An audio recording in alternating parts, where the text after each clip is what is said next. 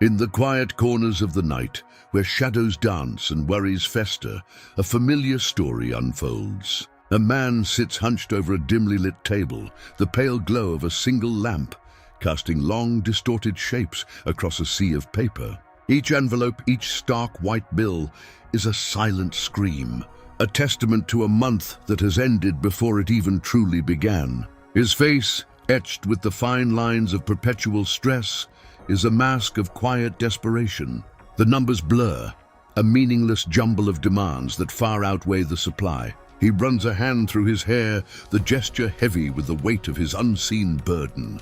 A prisoner in his own home, haunted by the specter of what he owes. The air is thick with the unspoken fear that this cycle will never end, that each sunrise only brings him closer to another financial sunset. He is trapped in a present tense of anxiety, a world painted in shades of gray and deep, suffocating black. This invisible prison has walls thicker than stone and bars colder than iron. With every new credit card swipe, every loan taken to cover another, the chains grow heavier.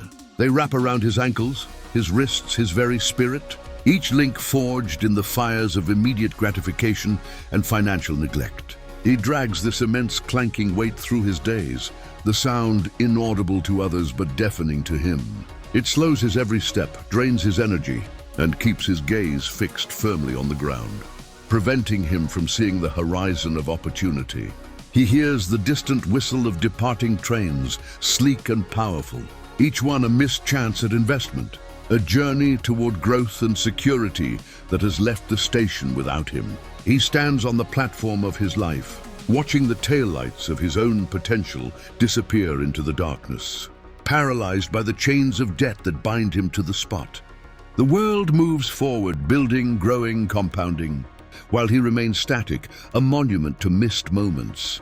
Suddenly the shadows in the room coalesce, deepening and taking form. A figure emerges from the gloom, tall and featureless, a void in the shape of a man. This is the wealth killer, the silent partner in every poor financial decision. It has no face, but its presence is an overwhelming drain, a cold vacuum that siphons the warmth and light from the room. The figure glides through the man's home, its touch turning vibrant colors to muted tones of decay. It pulls phantom streams of energy from his future, draining the potential from his children's education fund, siphoning the security from his retirement, and consuming the very dream of a comfortable old age. Money not as cash, but as life force, as opportunity, as time itself flows from the man's world into this insatiable void. The wealth killer is the embodiment of compound interest working in reverse, a force that doesn't just take what he has, but also what he might have had.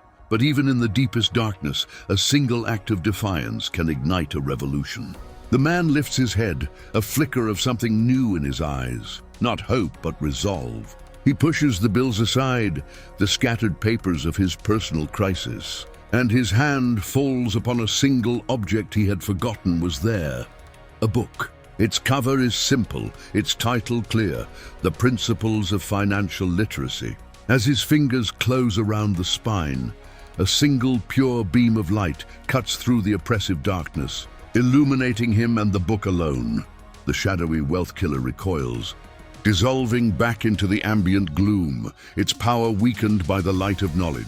The chains around his limbs seem to loosen, their weight lessening with the turn of the first page.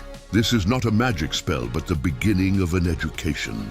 It is the first step out of the noir nightmare of debt and into the clear, bright world of financial control. A journey that starts not with $1, but with a decision to understand.